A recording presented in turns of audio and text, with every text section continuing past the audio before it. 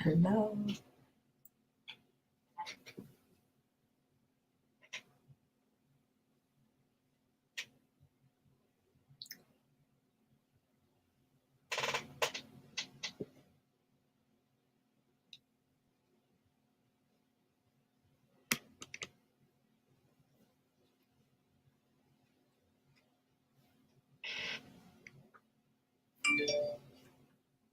Hello, hello, hello.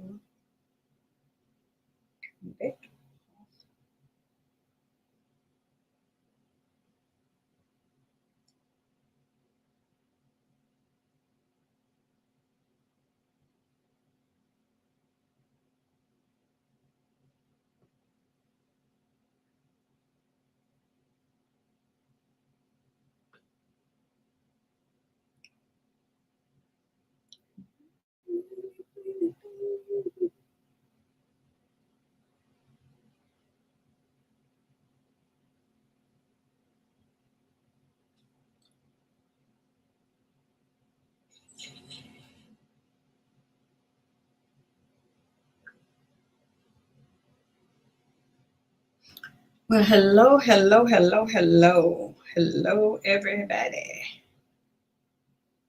Yesterday we were on, and I want to welcome everybody back. Thank you so much for joining me again on today. And yesterday we were on here and we were talking about how to build a successful clientele, right? Yeah. So today it's a bit different, but almost the same. But in the world of business, building a strong clientele is crucial for success. But there comes a time when you realize that parting ways with the client is sometimes the best interest of your well-being. And so that's what we're going to talk about today is letting go of a client. It can be challenging. Whoever thought that you would actually have to let go? Hey, Shanika, how are you? Whoever thought that you would have to let go of a client or fire a client? Who fires a client, right? Yeah, sometimes you have to let them go. And so that's what we're going to be talking about today is how to fire a client. Okay? So, and I remember even getting mad at myself because I used to have this one client that used to come in every 2 weeks. And I forgot to pray because it was like imperative that I prayed before this client came in because I know she was just going to wreck the place. Every time she came in, the whole atmosphere just shifted. As soon as we was happy, having a good time, laughing, as soon as she come in, everybody be like, she's here. But you know what? We got a yes, ma'am. Good. Good. So yeah, and so she used to just come in and just wreck the place, and she changed the atmosphere of the salon. And so now we was like, okay, God, what can I do when you have this type of client to come in, and that's just changing the atmosphere in the place. And so I had to get better. And she was a client that came every 2 weeks, but then she left it, changing the atmosphere. So how do you handle that? How do you continue to allow her to come, change the atmosphere of the salon, and still make the money that you had accounted for to make? You're accounting for this type of for that money to come in every 2 weeks. But how can you make up that money and keep her as a client, or do you keep her as a client, right? So I this life is really for those who have a hard time saying no or a hard time trying to please people. Without you got to learn how to say no without an excuse or an explanation. And so, and most of all this life is for those who are ready to boss up and to take charge of your environment. We got to take charge of our environment, or we're going to be in our own business, right, Lisa? We're going to be in our own business miserable. You can be making something for a client. I had a young man on here yesterday. He makes clothing, but he can make something for a client, and the client's not never satisfied, and then he has to remake it again and again. How can he just fire that client and still be able to produce income for himself and his family and get rid of a client? So this live is for you. Okay, if you have any problem with that, we're going to talk about that today, okay? And my name is Rhonda Jackson. I'm a licensed cosmetologist and master educator with over 20 years of experience. My mission is to merge corporate strategy into the salon businesses. And without doing all that, without the owners present, the owners don't have to be there to be able to run a successful salon like you want it to run. Now, sidebar, if you're a salon owner, a salon suite owner, and you still, taking clients, you're still working a job and taking clients, then these lives are for you too, because we're trying to get you to a place where you can go into the salon or salon suite and make the type of money that you want to make without having to work another job. Okay, I worked long and hard just to get you at that place. I know, because I did it. I had to come out of that. Okay, so now let's go, bosses. Okay, so we're going to talk about how using professional ways to fire a client. And the first thing you want to do before taking action, before you like, I ain't taking you no more, and you get all in your emotion. No, first thing you're going to do is reflect on the reason why you're deciding to fire the client. What are they doing exactly? Have you had a conversation with this person expressing, the need for change and how their disposition is making you and the atmosphere uncomfortable? Have y'all had that type of conversation yet? And then if you have, you got to stop. What I used to do, and this is why I'm giving this second one to you, stop making yourself so available for clients. Sometimes clients, they can be really controlling, and they're like, oh, can you come in on a Tuesday, knowing I don't work on a Tuesday? And what do just to make the money? You go running on a Tuesday. Oh, I need to change my appointment from Friday to a Monday, and they always needing something. They always calling you. But because this client has been with you for so long, you feel obligated to, help them out. And so now you got to get to a place where you don't really want to service them anymore. So stop making yourself so available to them then. Because that's easy to do because you have formed a relationship with them, right? And you thinking that, oh, you gotta make it happen for them. You don't. Stop making yourself so available, and 9 times out of 10, they're gonna stop coming to you because you're no longer meeting their need. Okay, and the other thing you can do is choose the right time and the place for this conversation that you're going to have with this client. Never have a conversation when you're already upset, because that's a no. And do not have the conversation in front of other people. You're going to choose a time and a place where there's no interruption. And this is some rich girl stuff though, but you got to have that conversation. When you have those hard conversations, that's some boss moves, okay? I even remember bringing this one young lady into the salon on a Monday because I had to let her go. But I wasn't going to fire her in front of the whole salon, But I had a conversation with her about, the way the salon's supposed to do things, the way we were doing things in the salon. But she didn't care, but she was doing something, on the side anyway. And so she really wasn't taking the salon matter seriously.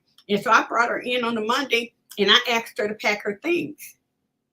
Those are some boss moves. These are some things you got to do. But again, do not be in the heat of a argument. Don't do it in front of people. Do it, off center. Outside of everybody else even knowing what you're doing. People gonna come in and ask what happened, because they won't even know what happened because you handled it in a professional manner. You got to make sure that you're handling your business in a professional manner. Okay, so the arguing and the loud voices, none of that should even be named among you. Okay, and never do anything when you're upset. If I was you, I would just walk away before I even made a decision to do anything if you're upset. Okay? And the next thing, hi, Minister Marilyn, how are you, sweetie? And the next thing you want to do is be honest and direct when communicating your decision. Clearly state the reason for ending the relationship, stay on topic, and avoid personal attack and placing the blame solely on that person. Remember, you want to use the word I more than you use the word you. Point the finger to yourself instead of pointing the finger at them. And it's just, for an example, you can say, I just feel that we might need to just part ways. I've been feeling uneasy over the last couple of months during your appointment, and I'm no longer emotionally able to address your hair needs. And Minister Marilyn, this can be the same even in ministry. You know, sometimes we have to fire them. But you gotta make sure that you gotta let them know. You know, we no longer connecting, and it's okay. But if you want, you don't need to give them an explanation. But if you want to give them an explanation, depending on how long the client has been with you, you can provide an explanation for your decision, and this can help the client understand your reason and potentially help them if they go to somebody else, because they might not even know, even though you had this conversation with them, they thought you was just playing. You my girl, I've been coming to you 10 years.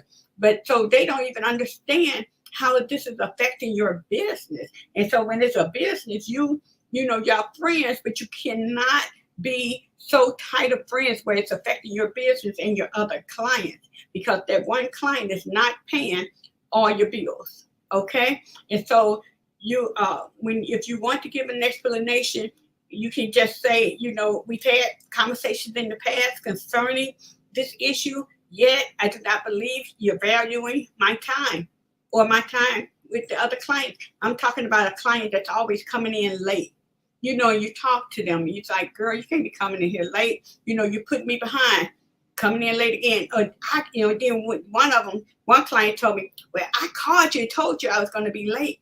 You did, but that does not make up for time because you called me to tell me you was going to be late. And so you're continuing to be late, you're disregarding my time and the next client's time, then I have to let you go, because now you're just messing up the flow of the business altogether. Okay? And then you want to stay professional and respectful when keeping your tone. Make sure you always have a respectful tone and don't, scream, but you got height, Anita. So you got to make sure you're keeping your tone at an even level to where, it don't escalate the issue. Even when you're there with them alone, you don't want to escalate the issue. And so you want to make sure that you always remain calm, composed, and stern. Do not at any time get your feelings in the way. Don't get your feelings in it. And I said, remember in the beginning, I said, reflect on the reason. When I say don't get your feelings in the way, because they're going to be like, Dad, Rhonda, girl, we go way back. So why don't I just start coming in on time, and I do this and I do that, and then you get in your feelings. Yeah, you're right. No. Remember the reason that you said that you had to make this decision in the first place? It's still there. Let them go, and you can refer that client to somebody else. But if the reason that you're firing them won't affect that next stylist that you're referring them to, then just hire Miss Cora. So you just give that client, just say, you know what, I think she probably can better serve you. Just so we can stay cool, I'm gonna refer you to somebody else. But if it's a client, she's mean, cantankerous, I'm not sending her to anybody else, because now that's gonna make me look bad, because you're giving your bad client to somebody else, and you don't want to do that. Okay? Hi, Mr. Freeze. And so the next thing you want to do is confirm the client everything that you talked about. You're going to talk to them so that they won't be able to go and say, girl, she told me to stop coming to her. I don't know why. No, you know why, because we talked about it, right? And so you're going to confirm them and make sure they understand everything that you're saying. And then you're going to let them know that, you know what, everything that we talked about, And this conversation here, it won't go past this room. You're not going to go out and talk about that client. You're not going to go out and say anything bad about that client. Because see, I have talked to you about 3 different clients, even during this live. I've talked about 3 different clients, and not one time have I used the name, and never will, because I always know that you never tell anybody your problem that cannot solve it. So you don't go, we talked about that in one of the live, just be careful, about gossiping, and just, you got to make sure you're keeping a good name. Your name shouldn't be named among those that gossip and talk about people and bring people down. That should not be named among you, especially as a business owner. Okay? The last thing I want to tell you on today is learn from your experience. Learn from your experience, reflect on the situation, and see if you could have done anything differently. Because we said before, a problem unlearned is a problem returned. If you don't take care of, you don't figure out what had happened with this client and how did you guys get to that place, then it's going to happen again with another client or with another person at another time.